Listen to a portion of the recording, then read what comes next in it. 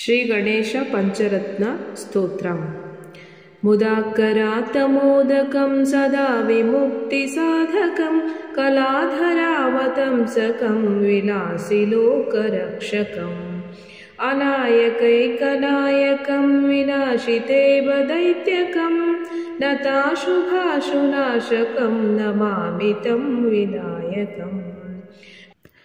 न तेतरातिभीकरं नमोदितार्कभास्वरं नमः सुरारिनिर्जरं नताधिकापदुद्धरं सुरेश्वरं निधीश्वरं गजेश्वरं गणेश्वरं महेश्वरं तमाश्रये परात्परं निरन्तरम् हस्तलोकशङ्करं निरस्तदैत्यकुञ्जरं दरेतरोदरं वरं वरे भवक्त्रम् अक्षरम् कृपाकरं क्षमाकरं मुदाकरं यशस्करं मनस्करं नमस्कृतां नमस्करोमि भास्वरम् अकिञ्चनार्तिमार्जनं चिरन्तनोक्तिभाजनं पुरारिपूर्वनन्दनं चुरारिगर्वचर्वणम् प्रपञ्चनाशभीषणं धनञ्जयादिभूषणं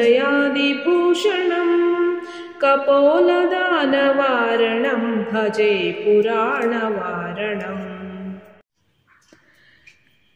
नितान्तकान्तिदन्तकान्तिमन्तकान्तकात्मजम् अचिन्त्यरूपमन्त्रहीनमन्तराय कृन्तनम् हृदन्तरे निरन्तरं वसन्तमेव योगिनां तमेकदन्तमेव तं विचिन्तयामि सन्ततम् महागणेश पञ्चरत्नमादरेण योन्महं प्रजल्पति प्रभातके हृदि स्मरं गणेश्वरम् अरोगतामदोषतां सुसाहितीं सुपुत्रतां समाहितायुरुष्टभूतिमभ्युपैति सोचिरात्।